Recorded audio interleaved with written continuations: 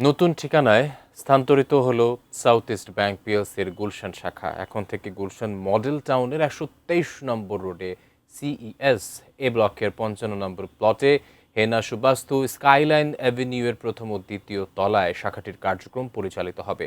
রোববার নতুন ঠিকানায় আরও সুপরিসর স্থানে প্রধান অতিথি হিসেবে শাখাটির কার্যক্রমের উদ্বোধন করেন সাউথ ইস্ট ব্যাংকের প্রতিষ্ঠাতা চেয়ারম্যান এম এ কাশেম। বক্তব্যে তিনি জানান, গ্রাহকদের আধুনিক দ্রুত নিরাপদ ব্যাংকিং অভিজ্ঞতা দেয়াই মূল লক্ষ্য। উদ্বোধনী অনুষ্ঠানে উপস্থিত ছিলেন ব্যাংকের বর্তমান ও সাবেক পরিচালক Rehana Rahman, Jyotsna Ara Kashem, Duluma Ahmed, Nasiruddin Ahmed, engineer Khondokar Badrul Hasan, Asia insurance পিএলসির নামিনী পরিচালক মোহাম্মদ রফিকুল ইসলাম এবং উদ্যোক্তা শেয়ার হোল্ডার সুলতানা কাশেম।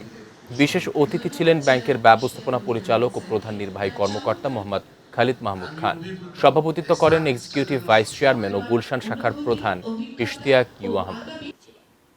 গত বছর আমাদের সম্মান এই সার্ভিসটা যেন সবসময়